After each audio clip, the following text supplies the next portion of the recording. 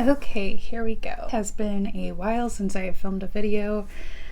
Let's see what happens. Hello, good morning or good evening, whenever you are watching this. I hope you are doing well. My name is Catherine, and today we are doing my May reading wrap-up.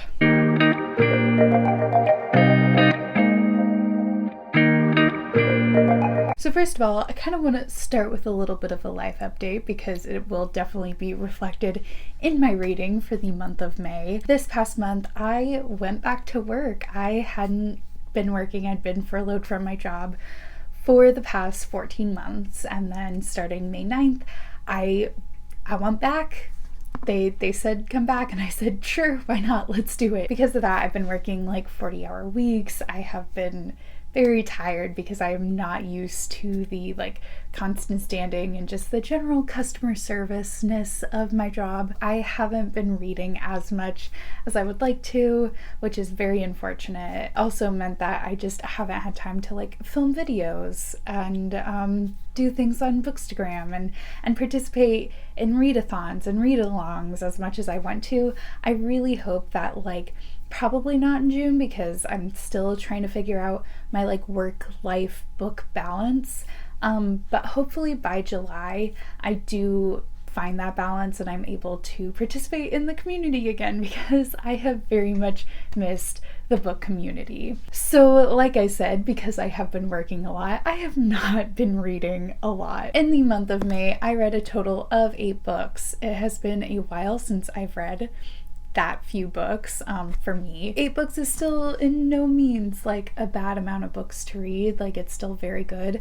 It's just not as many as I have in the past, so we're working with what we got. Of those 8 books, 4 of those were audio, 2 were physical, 2 were ebooks. Now, I have been in a bit of a reading slump, mostly because I read a lot of really mediocre books in the month of May. My average rating was 3 stars, straight 3 stars. Genre-wise, I read 2 YA contemporary, 1 YA fantasy, 2 adult romance / contemporaries, and 2 adult fantasy romances. Oh my gosh, sorry, 3 adult fantasy romances. That's probably where I went wrong this month. Let's get into the books that I read. This is going to be in no particular order because my brain capacity is non-existent right now. So starting off with a YA contemporary, I got an arc of She Drives Me Crazy by Kelly Quinlan. This book is now out, so if you want to read it, go for it. I ended up giving this book 3 stars. Overall, I thought it was a very cute book. It is about a girl named Scotty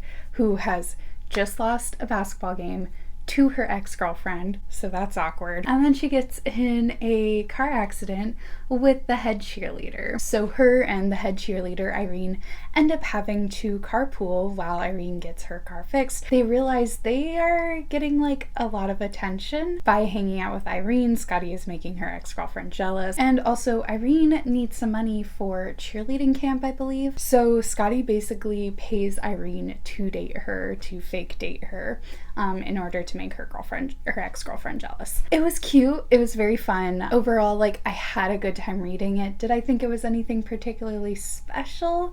No, but it was a good time.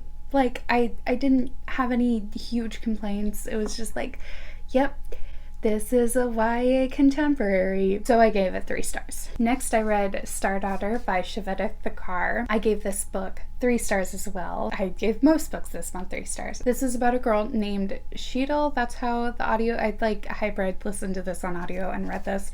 And they pronounce it Sheetal, so that's what I am going with. She's half star and she is struggling to hide her true nature. And then something happens.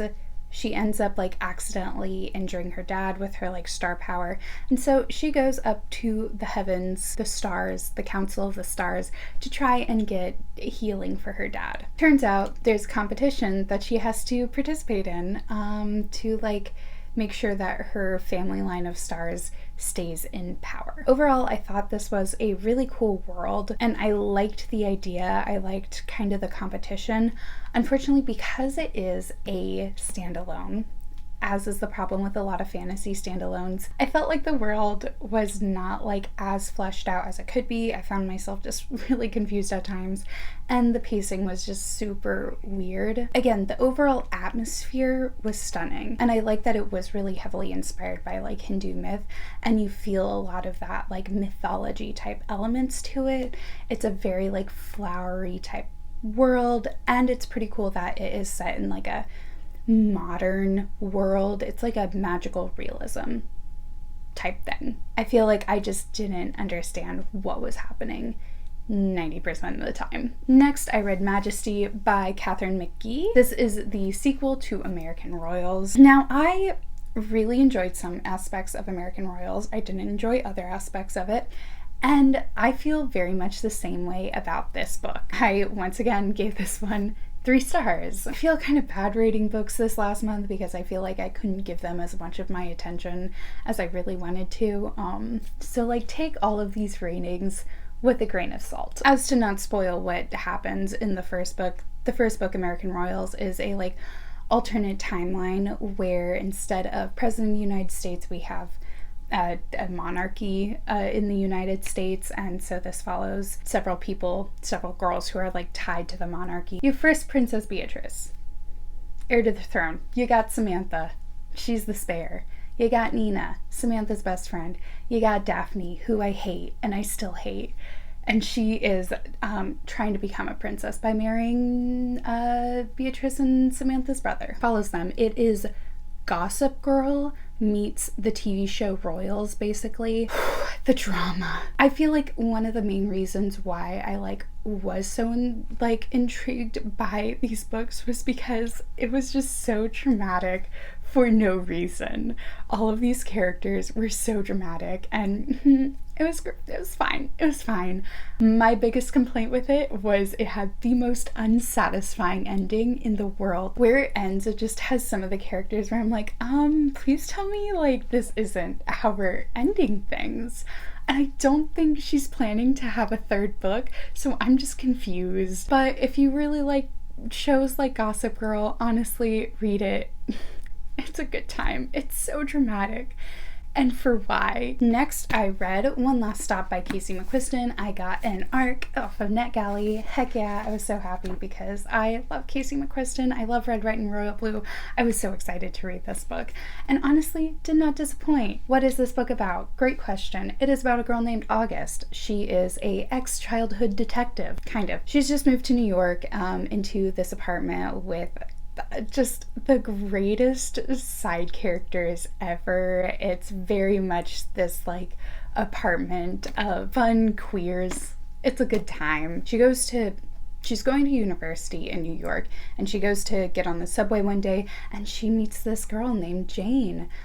Turns out Jane is actually from the 70s, and she is stuck on the subway and has been for the past however many years ago 70s were. So it is this like cool kind of like paranormal magical realism romance type thing that happens because of course August catches feelings, but then she's also trying to figure out how is Jane stuck here, who is Jane, because like Jane doesn't have like any real memories from her past, and it's really good. I really enjoyed it. I love the magical realism elements. I thought that August was super relatable, maybe too relatable at times. We're not going to dive too deeply into that, and I really enjoyed like her overall emotional journey. Jane was a little bit harder to connect to. She's a very like closed off character, and because we don't really know a lot about her past and we only see her through August's eyes, she seemed very surface level for the very first like 50% of the book. Once we get past that halfway point and we do start to learn more about her, I feel like she becomes a lot more in depth, and I started to be like, oh, okay, she's a real person. But I will say the tension between August and Jane, so good. Also, like I said before, the side characters were the best part of this book. There's a drag queen that lives down the hall. One of them like is a psychic. It's a great time. There you go. Oh, I gave it 4.5 stars. I don't know if I said that. 4.5 stars. Next is a book that I had been wanting to read for a while. and I was unfortunately very disappointed, and that was A Touch of Darkness by Scarlett St. Clair. I was so excited to read this book because so many of my friends gave this 5 stars, and maybe I shouldn't have had like the high expectations that I did, but I did. This is a Hades and Persephone retelling. Sounds like exactly something that I would like. I didn't DNF it because I am back in my old ways of I can't DNF anything apparently. I was buddy reading this with Christine from Rumi's Digest, Nicole from Nicole Reads, and Claire from Bookish Potatoes. Y'all, this book. Okay, so first of all, I just struggled to see the connection between Hades and Persephone. I felt like it came out of nowhere. It was one of those things of they're soulmates, but there was no like build up, and it felt so weird. The smutty scenes in this book were so bad.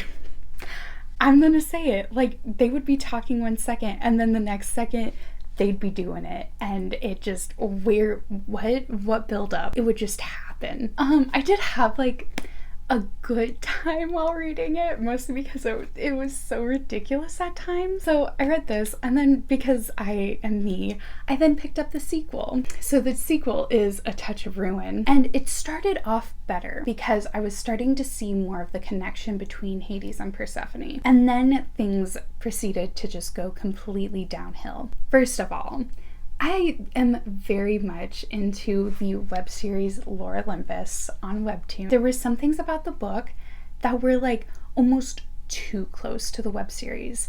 Yes, it's a Hades Persephone retelling, so like there's only so much you can do with that, but there were certain like tropes, certain characterizations, things like that, where I'm like, this is very close. This is almost too close. And then the thing I had the biggest problem with was they completely destroyed one of my favorite like side characters in it, and low-key, high-key kind of romanticized suicide.